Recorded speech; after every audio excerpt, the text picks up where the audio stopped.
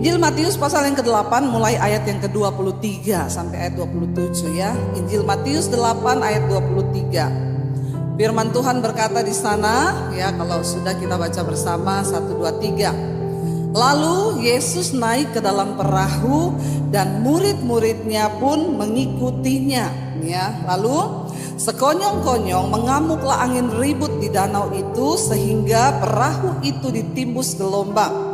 Tetapi Yesus tidur, maka datanglah murid-muridnya membangunkan dia, katanya, "Tuhan, tolonglah kita binasa." Ia berkata kepada mereka, "Mengapa kamu takut, kamu yang kurang percaya?" Lalu bangunlah Yesus menghardik angin dan danau itu, maka danau itu menjadi teduh sekali. Dan heranlah orang-orang itu, katanya, "Orang apakah dia ini sehingga angin dan danau pun taat kepadanya?" Iya, Bapak Ibu ya, Injil Matius pasal yang ke-8 di sini Yesus ya sedang menghardik angin yang datang, badai yang datang.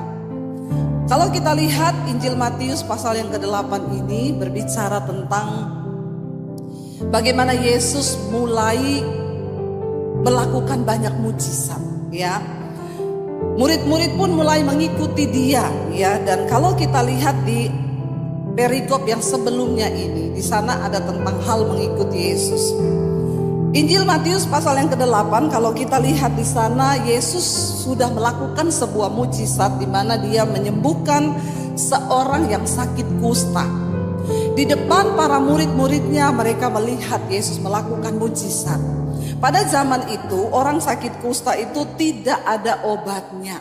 Dan sakit kusta itu sama dengan orang yang terkutuk karena memang gak bisa sembuh. Tetapi di depan semua orang, di depan para murid, Yesus melakukan mujizat. Untuk pertama kalinya ada orang kusta itu disembuhkan. Mereka melihat dengan mata sendiri, wow, ya ini bukan orang sembarangan. Yesus melakukan mujizat, orang kusta disembuhkan. Lalu kalau kita lihat berikutnya masih di Matius pasal yang ke-8 itu, Yesus menyembuhkan hamba seorang perwira di Kapernaum. Murid-murid pun juga melihat itu, bagaimana Yesus melakukan mujizat menyembuhkan seorang hamba dari seorang perwira di Kapernaum. Mereka juga melihat seketika hamba itu sembuh. Mujizat yang besar mereka lihat. Masih di Injil Matius pasal yang ke-8, di sana dikisahkan bagaimana Yesus menyembuhkan ibu mertua Petrus. Mata mereka melihat sendiri. Yesus menyembuhkan ibu mertua dari Petrus. Ini berjejer mujizat, mujizat, mujizat, mujizat. Tuhan izinkan terjadi. Lalu akhirnya dikatakan mereka mulai tertarik untuk mengikuti Yesus. Banyak orang melihat mujizat, lalu mereka tertarik ikut Yesus. Bukankah hari-hari ini juga banyak orang Kristen yang hanya mencari mujizat? Dan mereka tertarik ikut Yesus karena banyak mujizat. Tetapi perhatikan ketika itu dikatakan tadi di sana, kita lihat Injil Matius pasal yang ke-23. Lalu Yesus naik ke dalam perahu dan apa dikatakan murid-muridnya pun mengikut Yesus. Saudara, makna yang pertama dari pasal ini yang kita baca tadi artinya apa? Kalau kita mengikuti Yesus, jangan pikir semua ya akan baik-baik saja. Kalau kita ikuti Yesus, jangan berpikir tidak akan ada badai di hidup kita. Kenapa banyak orang Kristen tersesat? Karena dia pikir waktu ikut Yesus semua enak, utang lunas, ya cicilan gak ada lagi. Dia berpikir waktu ikut Yesus tidak sakit. Dia pikir kalau dia sudah melayani maka semuanya menjadi enak. Alkitab berkata Yesus naik ke dalam satu perahu dan murid-murid mengikuti dia. Lalu dikatakan di sana apa? Baca bersama, sekonyong-konyong. Apa artinya sekonyong-konyong? Tiba-tiba.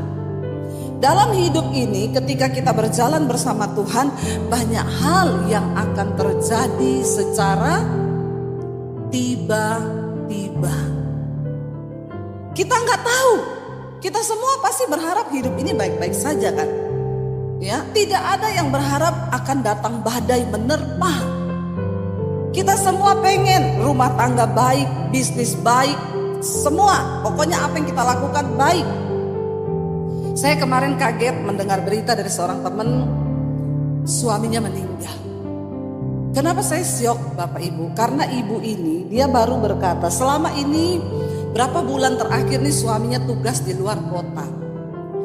Lalu dia ngobrol dengan saya coba bertanya, Bu, ya ibu gak kangen toh hidup bareng-bareng dengan suami? Iya Bu, suami saya sudah ngomong dia akan selesaikan pekerjaan terakhirnya. Dan mungkin bulan depan dia sudah bisa kumpul bersama-sama dengan keluarga. Seminggu terakhir suaminya itu rasa kayak sakit asam lambung. Dia mengeluh kepada istrinya, saya kok akhir-akhir ini sering asam lambung. Di dada tuh ndak enak. Lalu beberapa hari yang lalu dia rasa benar-benar sudah tidak enak. Anaknya berangkat ke kota itu untuk jemput dia dibawa. Dia bilang berapa minggu lalu istrinya ke sana. Istrinya bilang kita kontrol ya, dia bilang iya saya selesaikan dulu pekerjaan ini. Minggu depan kita ke Singapura untuk kontrol. Kemarin itu beberapa hari lalu dia merasa tidak enak. Akhirnya anaknya harus pergi jemput dia. Dibawa ke Jakarta, hanya 1 malam masuk rumah sakit Siloam. Besoknya dia berpulang ke pangkuan Bapa. Saya syok karena baru beberapa waktu lalu saya ngobrol dengan ibu ini. Dan dia berkata doakan Bu Debbie. Ya, bulan depan semua sudah beres. Suami akhirnya bisa balik dan kami tinggal bersama-sama. Masih muda. Saya berkata kemarin saya telepon dia nangis. Bu, suamiku sudah dipanggil Tuhan. Tidak ada seorang pun yang tahu di hidup ini akan datang apa dan akan terjadi apa. Tapi saya bilang kepada ibu itu, kuatkan hatimu Bu. Itu yang terbaik. Tuhan tahu suamimu gak usah bikin repot orang sakit. Dia juga tidak usah dirawat. Tuhan panggil ya tiba-tiba begitu. Tapi kenapa begitu cepat ibu? Mereka bahkan sudah punya rencana untuk bulan depan akan berkumpul bersama-sama. Coba kita lihat di dalam Pengkhotbah pasal yang ke-9. Hidup ini tidak ada yang tahu ya. Karena itu Pengkhotbah 9 ayat 12 berkata begini Bapak Ibu. Pengkhotbah pasal yang ke-9 ayat 12 berkata begini. Kita baca sama-sama 1, 2, 3. Karena manusia tidak mengetahui waktunya. Seperti ikan yang tertangkap dalam jala yang mencelakakan. Dan seperti burung yang tertangkap dalam jerat. Begitulah anak-anak manusia terjerat pada waktu yang malang. Kalau hal itu menimpa mereka secara tiba-tiba. Kenapa kita harus memiliki hubungan yang dekat dengan Tuhan?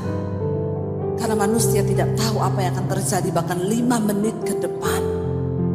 Seperti ikan yang masuk dalam jara, burung yang masuk dalam perangkap. Ketika hari malang itu datang, kita bahkan gak bisa bilang tidak. Waktu murid-murid mengikuti Yesus masuk ke dalam perahu, dikatakan sekonyong-konyong bertiuplah angin yang kencang. Lalu badai itu datang menghantam perahu mereka sehingga hampir tenggelam. Bapak Ibu, seringkali Tuhan akan menghardik dan mendiamkan badai. Menenangkan badai, tapi seringkali dia tidak hardik badai. Supaya kita bisa belajar tentang arti ketenangan. Amin. Tidak selamanya Tuhan akan menenangkan badai. Tapi mari kita percaya ketika Tuhan ada dalam hidup kita. Apapun yang terjadi, seringkali badai itu tidak dihardik. Tapi dia mau kita belajar tenang dan mempercayai dia dengan segenap hati. Amin Bapak Ibu. Saya bilang kepada ibu itu, Bu, saya tahu itu menyakitkan. Betapa menyedihkan tiba-tiba kehilangan suami. Bahkan saya sempat berpikir, aduh kalau itu terjadi kepada saya. Loh benar kan Bapak Ibu, semua kan bisa menimpa siapapun. Kita memang mengharapkan yang baik. Tapi ketika badai itu Tuhan tidak izinkan tenang, Dia ingin kita lah yang belajar tenang di dalam percaya kita kepada Tuhan. Bahkan Dia berkata kalau kita hidup, ya itu hidup adalah sebuah, ya hidup adalah Kristus, tetapi mati itu sebuah keuntungan bagi orang yang percaya. Ya, tidak selamanya Tuhan akan menenangkan badai. Sering kali Dia izinkan ada badai yang mengamuk supaya kita bisa belajar arti ketenangan. Saya ini kemana-mana dengan suami naik pesawat. Saya sering kali berdoa, setiap kali mau terbang, Tuhan beri cuaca yang baik Tuhan. Saya tangking dalam nama Yesus, hujan berhenti, petir berhenti, langit cerah. Tapi sering kali mau terbang, awannya gelap, hujan mulai turun. Saya bilang sama suami saya, ini pesawat terbang saya. Dia bilang, iyalah. Aduh, kalau sudah begitu, hati saya itu sudah tidak enak. Karena kami harus melewati badai di tengah hujan. Itu tuh tidak enak, pesawatnya pasti goyang. Tapi di saat itulah Tuhan selalu ajarkan saya, aku tidak selamanya akan menghilangkan badai di dalam hidupmu, tapi belajarlah percaya bahwa di tengah badai pun aku ada bersama dengan engkau. Dan engkau bisa menjadi tenang ketika engkau percaya ada Tuhan yang bersama. Amin. Itu cukup. Makanya kita tidak akan mudah kecewa ketika kita percaya bahwa Tuhan ada sekalipun itu di tengah badai. Dia ada dalam perahu itu. Bukan berarti ketika Yesus masuk ke perahu lalu semuanya tenang, tidak akan ada apa-apa. Kenapa ayat ini ditulis? Maknanya begitu dalam bagi kita orang yang percaya. Tidak untuk selamanya Tuhan akan menghentikan badai di hidupmu. Tapi seringkali Dia ingin engkau belajar tenang ketika engkau sedang berada di dalam badai yang mengamuk. Ketika di dalam pesawat, saya pernah mengalami badai yang begitu hebat. Lalu ketika pesawat itu goyang, saya bilang ke suami saya coba buka kacanya. Saya melihat, waktu suami saya buka, saya lihat awan hitam, kami berada di tengah awan hitam. Saya makin ketakutan. Lalu Tuhan berbicara di hati saya, jangan engkau pandang badainya, tapi pandang Tuhanmu. Lalu saya bilang sama suami, tutup lagi itu kaca. Dan dengan iman saya belajar mempercayai Tuhan ada bersama kita di dalam pesawat ini. Bahkan kalaupun memang sudah waktunya aku mati, aku percaya Tuhan, aku bersama dengan engkau. Udah, saya jadi tenang, bisa tidur walaupun goyang-goyang, biarin goyang saja. Amin. Jangan lihat badai itu, jangan fokusmu kepada badai. Kalau murid-murid waktu itu fokus kepada Tuhan, mereka gak akan takut. Tenang, ada Yesus di perahu ini. Kita tidak mungkin ngapa-ngapa. Tidak mungkin. Percaya bahwa Tuhan akan memberikan pertolongan. Ingat Bapak Ibu, mengiring Tuhan itu tidak selamanya enak. Ya, kemarin saya sampaikan firman di seminar hamba Tuhan. Saya bilang kalau ada hamba Tuhan yang hari ini belum diproses, saya berdoa supaya engkau diproses Tuhan. Semakin berat prosesmu itu semakin bagus. Amin. Karena menghasilkan iman yang teguh. Ya, jangan mau jadi Kristen yang gampangan. Ada badai ditengking, ya, ada mendung ditengking. Saya belajar. Ya, jangan cuma dengar khotbah-khotbah yang menyenangkan telinga. Ya, saya belajar banget itu. Jadi sekarang kalau mau terbang kemana-mana, saya udah gak peduli lagi dengan langit. Karena saya tahu Tuhan berkuasa atas langit. Dia berkuasa atas mendung. Dia berkuasa atas hujan. Dia berkuasa atas petir. Dan hidupku adalah milikmu Tuhan. Itu cukup. Kenapa kita menjadi takut dan khawatir? Karena kita memikirkan hal-hal yang lebih tinggi daripada apa yang patut kita pikirkan. Ayat ini berkata di dalam pengkhotbah tadi, manusia itu gak tahu apa-apa. Dan semua bisa datang secara tiba-tiba, sekonyong-konyong. Badai bisa mengamuk. Mungkin hari ini engkau sedang berada di dalam badai. Anakmu yang tidak bertobat. Ya, semua orang punya salib. Kita semua punya persoalan. Makanya kalau ada yang datang sama saya, Bu, saya ada masalah. Puji Tuhan masih hidup, Bu.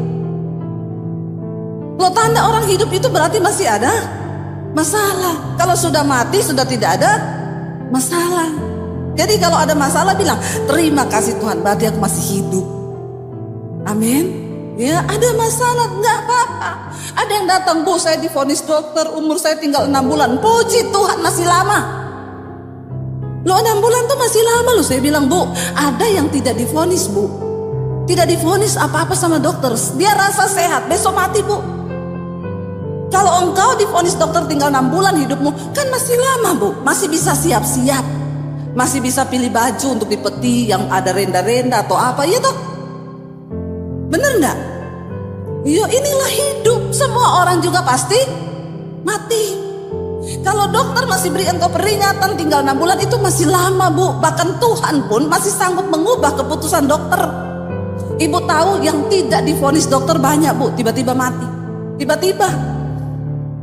Loh, teman saya itu loh ngomong ke suaminya, apa? Aku turun dulu siapin sarapan. Paling 30 menit selesai, aku naik tak panggil ya. Suaminya bilang iya. Suaminya pegang HP. Dia turun 30 menit dia naik. Suaminya udah meninggal di tempat tidur. Nggak divonis dokter, nggak sakit, nggak apa-apa. 30 menit toh. Istrinya telepon saya nangis, Bu. Astaga, Bu.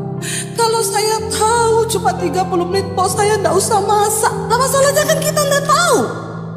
Ibu jangan merasa bersalah. Saya menyesal, Bu, kenapa saya tidak melihat akhir hidupnya. Saya bilang itu yang terbaik. Kalau engkau lihat malah itu jadi kenangan yang tidak baik. Tuhan sudah tahu itu. Semua datang sekonyong-konyong. Lah kalau engkau tahu suamimu akan mati 30 menit lagi, pasti kau bawa dia ke rumah sakit. Masalahnya kita tidak tahu. Kenapa kita ini tidak boleh jadi orang sombong? Hidup andalkan Tuhan. Saya tuh kadang marah sekali melihat jemaat yang hidup dalam kesombongan, terus bersinah bikin dosa seolah-olah itu hidup nyawa dia yang pegang. Tobat, Bapak Ibu. Engkau gak pernah ngerti sampai kapan Tuhan kasih engkau batasan waktu hidup. Hidup sungguh-sungguh dalam kekudusan. Hargai setiap detik yang Tuhan berikan. Sebab nafas itu adalah anugerah dari Tuhan. Amin. Kenapa saya itu selalu mau, Tuhan, saya mau pelayanan. Saya tuh kemarin sebenarnya gak mau terima jadwal pelayanan. Aduh, pikir saya, ya saya datang dari hari Kamis, ya Jumat 3 kali khotbah. Lalu kemarin itu lagi ada pelayanan harus naik ke Prigen jauh. Saya tadinya tidak mau, tapi karena dia bilang, Bu, ini hamba-hamba Tuhan dari desa semua. Hati saya terbakar. Capek nggak? Capek. Tapi saya bilang, Tuhan, setiap detik di hidupku, aku mau, Tuhan. Aku mau memberi yang terbaik untukmu. Sekalipun capek. Karena aku nggak pernah tahu hidupku ini sampai kapan. Jadi saudara yang baru pelayanan sudah banyak mengeluh, bertobat. Nggak usah alay lebay. Baru hadapi masalah udah lebay, udah alay. Ya saudara, kita gak pernah tahu hidup sampai kapan. Bayangkan loh, 30 menit loh. Dia bilang, kalau saya tahu, Bu, 30 menit saya gak usah turun, tak jagain suamiku. Saya bilang, masalahnya bukan ibu gak tahu toh. Ada banyak hal yang sekonyong-konyong datang dalam hidup kita. Kenapa kita harus berpegang pada Tuhan? Orang Jawa bilang, gandul gusti. Ngerti toh gandul gusti toh? Aku yang ngerti loh. Maksud saudara ramudeng. Ya, saya mudeng loh saudara ya. Mari kita berpegang kepada Tuhan. Sungguh-sungguh percaya kepada Tuhan. Karena segala sesuatu bisa datang sekonyong-konyong. Ingat, poinnya adalah ada waktunya Tuhan akan menghalau, menenangkan badai di hidup kita. Tapi ada waktunya dia tidak menjalau badai. Dia tidak menenangkan badai. Supaya dia ingin kita belajar tenang di tengah badai. Sekalipun ada badai, asal Tuhan ada di sana. Yang ketiga, Bapak Ibu, apa poin yang kita dapat? Ya, ketika murid-murid itu merasa ada badai yang begitu hebat, ya ayat 3 berkata, pas yang ketiga di sana adalah saya mau kasih tahu bagaimana cara kita berespon ketika badai itu datang. Badai tidak mungkin tidak ada di hidup kita. Tapi yang terpenting adalah bukan badainya, tapi bagaimana kita berespon di tengah badai itu. Murid-murid berkata, ya Tuhan, tolonglah kita ini binasa, ya. Ya, saudara bisa bayangkan murid-murid ini lagi bersama dengan Yesus di dalam perahu. Lalu mereka bilang, Tuhan tolong kita binasa. Kalau kita binasa itu berarti kan termasuk Yesus enggak? Iya, mereka pikir kalau perahu tenggelam Yesus juga akan binasa bersama-sama dengan mereka. Lihat Bapak Ibu betapa minimnya iman dari mereka. Padahal kalau kita lihat tadi Matius pasal 8 ini, Yesus sudah bikin mujizat. Ternyata itu tidak cukup membuat iman dari murid-murid ini bertumbuh di dalam Tuhan.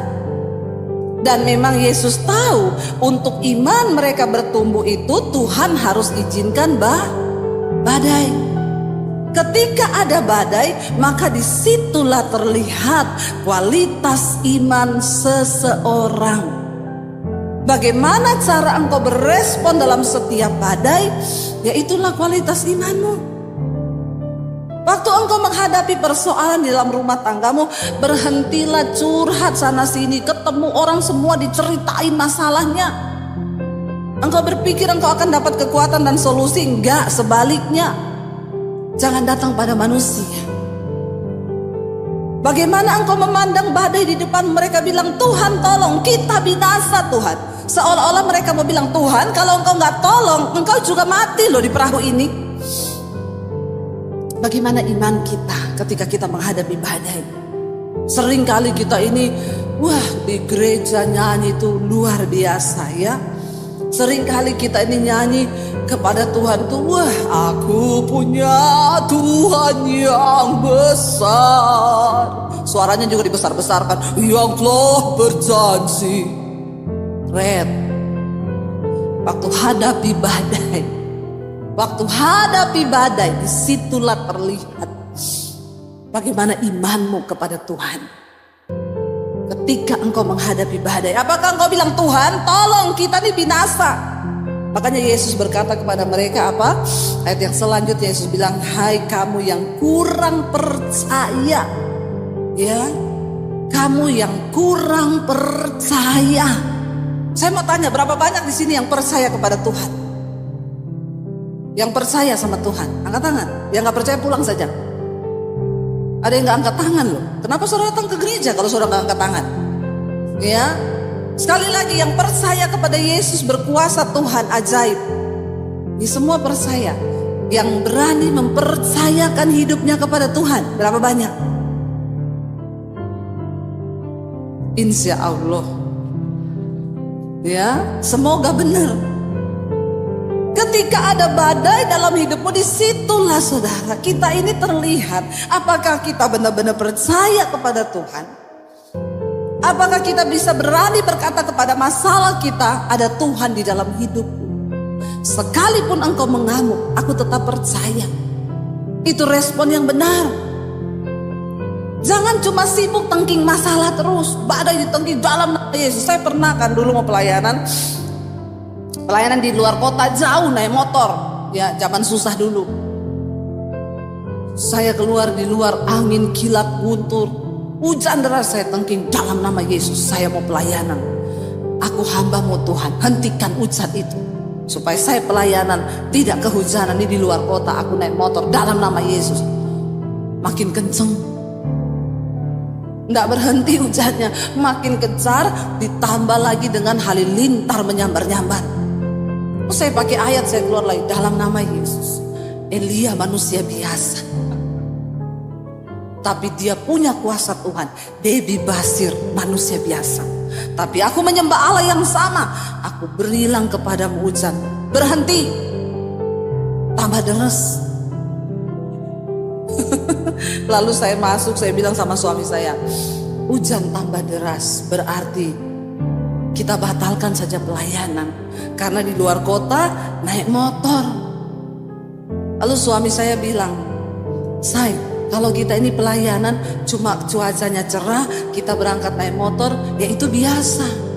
Justru ketika hujan, halilintar menyambar-nyambar, kita naik motor, itu luar biasa. Yes, yes, yes, yes, yes, yes. Saya bilang waktu itu, Ya, saya pikir dia mau mendukung saya.